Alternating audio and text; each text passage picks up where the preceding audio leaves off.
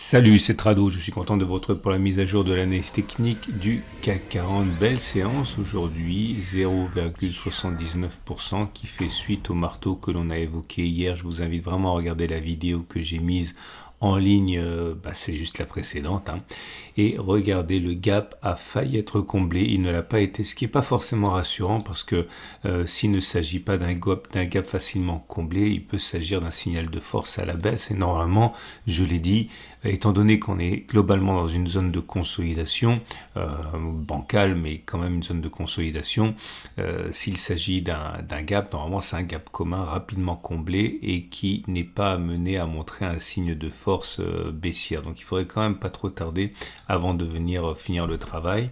Regardez également le support mensuel qui tient toujours, on le sait, on n'est pas allé en dessous depuis qu'on l'a testé pour la dernière fois, c'était ici, c'était donc en mars. On verra un petit peu plus tard pourquoi je reste quand même assez pessimiste, mais pour l'instant, il n'y a pas non plus matière à s'inquiéter à très court terme, puisque ce grand canal descendant est préservé une fois de plus, même s'il a été quand même assez fortement testé. On regarde maintenant les éléments de chandelier japonais qui nous intéressent et vous allez comprendre pourquoi. J'ai parlé hier du chandelier en type marteau qui était positif. Le chandelier du jour est beaucoup plus incertain. Il y a une grande mèche haute, une grande mèche basse, un corps plutôt restreint. C'est un signe d'indécision. Certains profitent des rebonds pour alléger ou pour commencer à spéculer à la baisse. D'autres accumulent en pensant que ce support à terme devrait tenir ou même être proche de tenir, même s'il est légèrement foncé. Bref, ça c'est de l'indécision. Et ce qui m'amène à ce qui m'intéresse le plus aujourd'hui, à savoir le 3 line break. Comme vous le savez, c'est un peu exotique en France. Je suis vraiment content à chaque fois que je peux en parler parce que ça apporte des informations de très très haute qualité. Je ne sais pas si je l'ai dit, je pense que je l'ai dit, mais j'en suis pas certain. On avait une bougie verte, un bloc vert, ça s'appelle des blocs en 3 line break, ici. C'était sur cette bougie-ci et on sait, on a déjà backtesté dans plus de 8 cas sur 10 lorsqu'on a un premier bloc vert, il y a un deuxième bloc vert derrière plutôt qu'un bloc rouge. Ok, c'est pas toujours vrai, mais c'est généralement vrai. Et en ce sens, le premier bloc que l'on a eu vers le 28 avril a correspondu en fait à cette statistique avec aujourd'hui un deuxième bloc vert. Enfin, c'est pas un deuxième bloc vert, ça date du 29, ça date de la semaine dernière.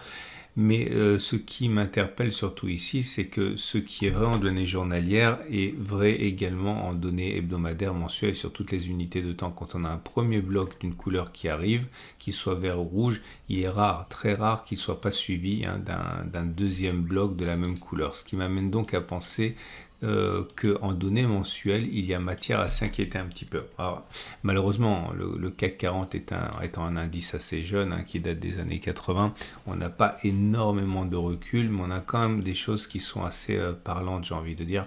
Regardez ici. On a eu un sommet qui a été inscrit sur la bougie de décembre et on a eu notre premier bloc rouge. Alors pour ceux qui ignorent comment fonctionne le 3 line break, je vous invite à regarder le tutoriel sur la Trado Academy, j'explique ça en long en large.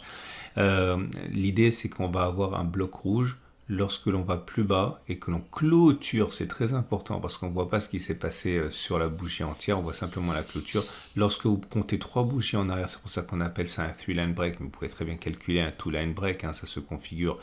Et bien lorsque vous avez regardé vos 3 dernières bougies vertes et que l'on clôture en dessous du plus bas de la troisième, vous avez le droit d'inscrire un bloc rouge. C'est ce qui est passé ici, c'est ce qui s'est passé ici, c'est ce qui s'est passé ici. Et c'est ce qui s'est passé ici aussi. Ça c'est important les transitions, vous voyez, parce que vous comptez 3 bougies, 1, 2, 3, est-ce qu'on est allé plus bas? Oui, le plus bas était là, donc là aussi. Ce qui m'intéresse également, c'est de vous montrer que lorsqu'on a notre premier bloc rouge, eh bien, on va généralement avoir dans un cas très fréquent, un deuxième bloc rouge. Regardez, c'est le cas en fait, je vais détailler parce qu'il y a très peu d'occurrences. Bloc rouge, deuxième bloc rouge. Bloc rouge, deuxième bloc rouge, pas deuxième bloc rouge, bloc vert, bloc rouge,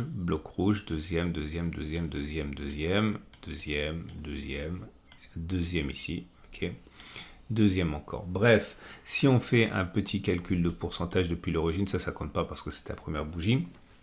de la création, on arrive à uniquement 11 occurrences où il y a eu un premier bloc rouge, et bien sûr cela inclut les dérouillés phénoménales des années 2000, des années 2008, et voici celui du Covid, vous voyez.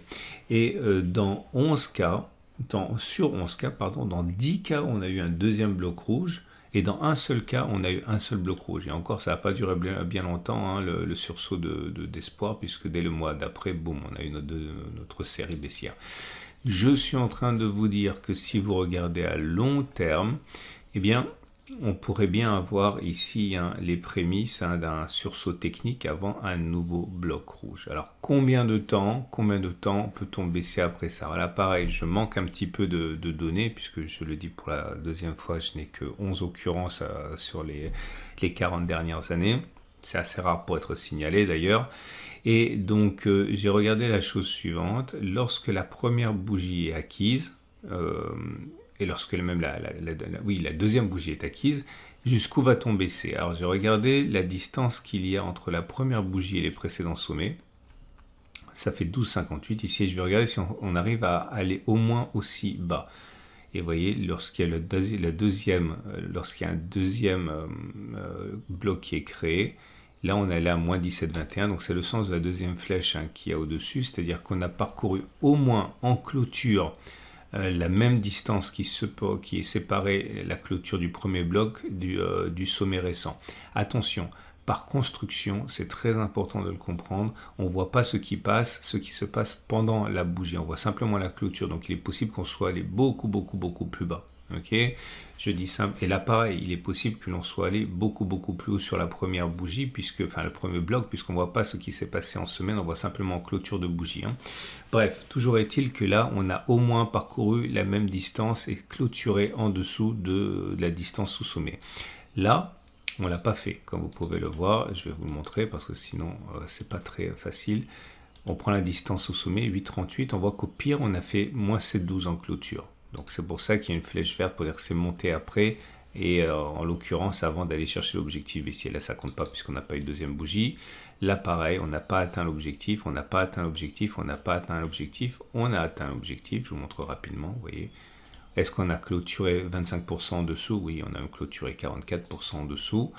Là aussi on a atteint l'objectif, là on l'a pas atteint, là on l'a pas atteint. Bref, on voit très clairement la différence qui tient entre les crises financières majeures comme 2001-2008 et les autres cas.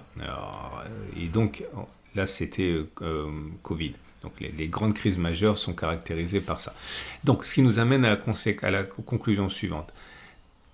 Est-ce que l'on peut penser que la baisse continuera? Oui, statistiquement. Mais statistiquement, eh bien, il est peu plausible que l'on fasse 9,48 supplémentaires plutôt qu'on les fasse. Ok. Alors, comment on peut utiliser ça? Parce que, encore une fois, on ne peut pas facilement utiliser de système de trade à partir des éléments uniques que je vous ai fournis parce qu'on ne voit pas les extrêmes. Mais si vous considérez effectivement qu'on a un rebond actuellement, il est plausible qu'il s'agisse d'un rebond technique. Deuxième façon d'utiliser la chose suivante, c'est si vous êtes un investisseur de long terme. Parce que peut-être que vous êtes justement plus très loin d'une formidable opportunité d'investir pour le long terme parce que comme vous pouvez le voir, lorsque ça fonctionne pas entre guillemets, derrière vous avez des progressions quand même assez importantes. Bon, ça fonctionne pas toujours évidemment, mais ça fonctionne très généralement. Et donc à partir de là, si vous envisagez de construire votre portefeuille d'investissement de long terme, eh bien vous avez peut-être une opportunité ici. Clairement, on pourrait envisager d'accumuler progressivement pendant que ça baisse en espérant que la baisse n'aille pas très loin avant de repartir vers les sommets récents et plus probablement. Ok, je vous rappelle que j'ai un format spécial par rapport à ça, ça s'appelle Investir pour le long terme. Regardez ce format. ok, ça peut vous être utile. Le trading de court terme, j'en fais, c'est très bien, pas de problème. Mais les investisseurs, enfin l'investissement reste quand même quelque chose qui doit être absolument, absolument maîtrisé parce que voilà, c'est beaucoup plus facile, parce que c'est aussi beaucoup plus faisable, hein, compte tenu des contingences de chacun. Donc pensez à regarder, je l'ai mis à jour il y a 3 jours, hein, donc ça peut vous intéresser, la vidéo d'investissement pour le long terme. Je reviens donc aux données journalières et on regarde ce que je viens de raconter à la lumière des choses précédemment mentionnées. Et on constate donc que oui, on a un rebond. Oui, il risque d'être assez fragile. Je vous rappelle quand même que moi, mon dernier point de renfort, hein, il est sur le support trimestriel ici. Donc ça serait bien pour moi. Le tout, c'est de ne pas clôturer en dessous de cette zone. Je vais même me donner pas mal de marge, on verra ça plus tard au fur et à mesure, mais voilà, mon stop de protection, il devrait être, je sais pas, deux bougies de clôture en dessous de ça, au moins une bougie en dessous de ça pour prévoir un excès baissier. Hein.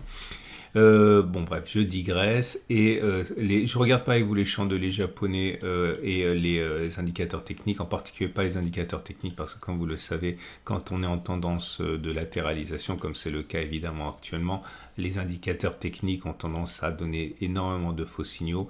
D'ailleurs, c'est votre travail de savoir quand on est en période où il ne faut pas regarder les indicateurs techniques et en l'occurrence c'est le cas ici. Vous voyez quand vous avez les moyennes mobiles qui se lovent, qui se croisent, qui décroisent, etc.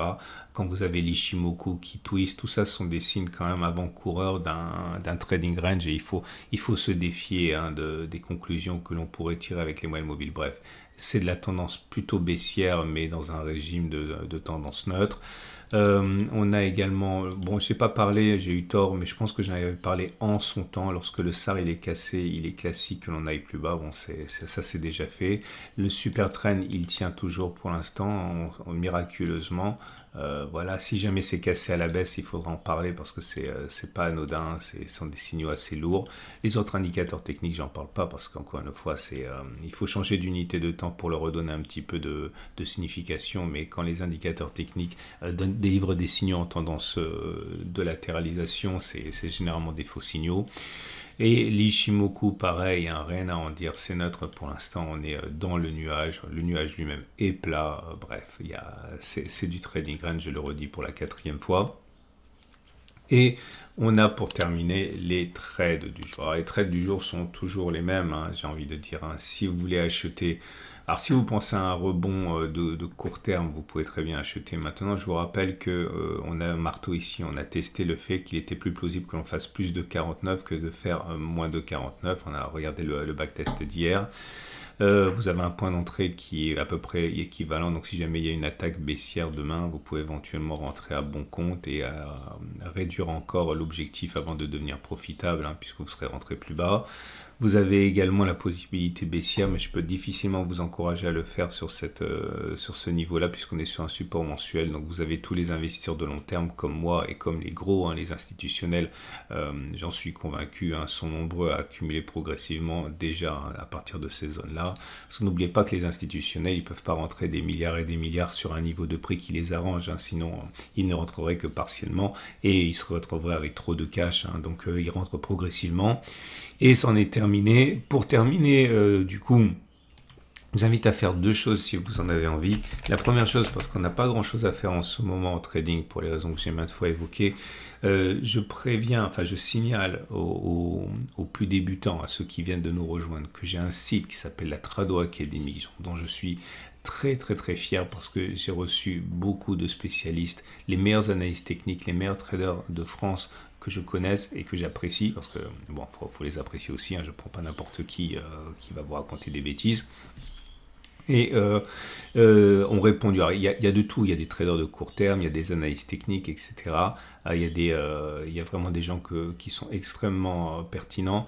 Vous connaissez les plus médiatiques d'entre eux, mais les plus médiatiques sont également accompagnés de moins médiatiques, mais qui méritent vraiment le détour. Bref, regardez la liste. Il y en a 2 qui ont déjà été enregistrés, je ne vous donne pas les noms parce que je vais spoiler le truc, mais c'est long de mettre en ligne, c'est long de travailler la forme, donc pour l'instant il y en a 13, il y en a 2 autres qui ont déjà été enregistrés, qui vont rejoindre rapidement la liste, et il y en a encore 6 qui sont prévus, qui ont accepté mon invitation. Donc découvrez, à chaque fois que vous allez sur un des interviews, vous avez la liste des questions. Si vous voyez une question qui vous intéresse, et bien, vous pouvez y aller directement. Par exemple, ici, regardez l'incroyable David Renan que j'aime beaucoup. Voilà, comment sortir d'une grosse position perdante, etc. Bref, plein de choses qui vous feront gagner des années de travail si vous regardez ça. La prise de profit partiel, bref, plein de choses. Et puis, dans l'onglet webinaire, formation, tutoriel, il y a quelques tutoriels, notamment ceux sur le 3-line break que vous pouvez visionner. Bref, j'espère que ça vous donnera envie d'aller visiter ça. Et n'oubliez pas également la vidéo sur l'investissement de long terme. C'est vraiment le moment de la regarder. Vous n'avez pas trop de choses à faire en trading normalement. Voilà, à demain pour la mise à jour.